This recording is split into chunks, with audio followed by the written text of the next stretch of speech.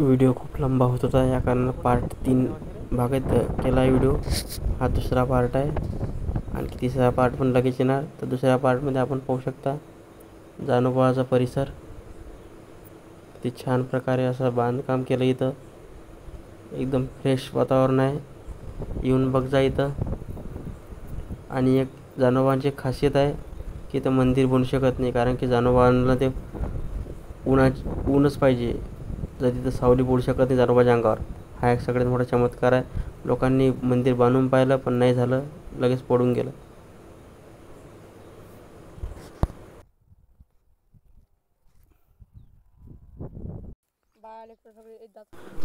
आमच्या बाबाला झाड लावायची खूप आवड आहे. नंतर पाहू शकता तुम्ही, त्यांनी घरून पेरूचं झाड आणलं होतं. तर आम्ही झाड लावायसाठी खूप जागा पाहिली, पण आम्हाला एक सापडली चांगली छान जागा. नंतर तिथं जागा पाहून आम्ही साफसफाई केली थोडीफार.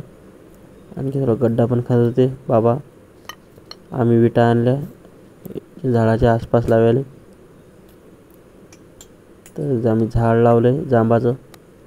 पाहू शकता कशा प्रकारे लावलं. आमच्या घरी पण खूप सारे झाड लावले आहेत, जांबाचे, निंबूचे, आंब्याचे. आता आम्ही इथं जांबाचं लावलं, पाणी टाकतो इथं.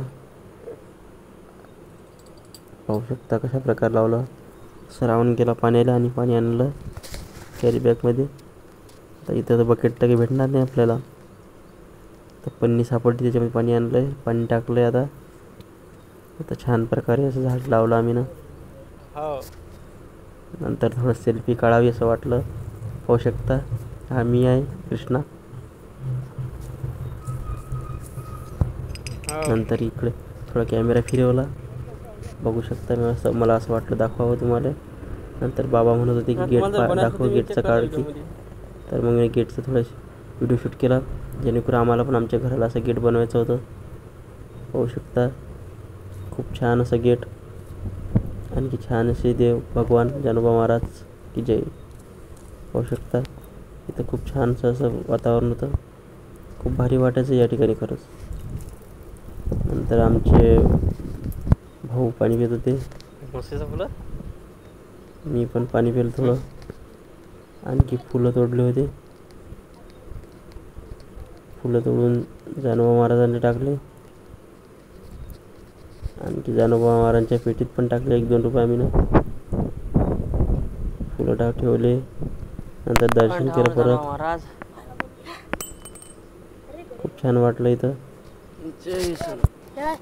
इथं आल्यानंतर एकदम मन प्रसन्न होतं वाटते, कारण साक्षात देवांचा अवतार आहे. खूप लोक येऊन जातात इथं. तुम्हाला जर यायचं असलं तर तुम्ही येऊ शकता. खूप भारी वाटते इथं खरं. पाहू शकता आम्ही कशा प्रकारे दर्शन केलं, झाड लावलं. नंतर अर्धा घंटा एका झाडाखाली बसलो, खूप फोटो काढले आम्ही ना. नंतर आम्ही गेलो नदी पाहायला. तर नदीचं पाणी खूप मोठं दिसते. तर व्हिडिओ खूप लंबा होत आहे, त्या कारण तुम्हाला व्हिडिओ आम्ही पुढच्या पार्टमध्ये दाखवणार आहे. तर सबस्क्राईब करा, शेअर करा, लाईक करा. धन्यवाद.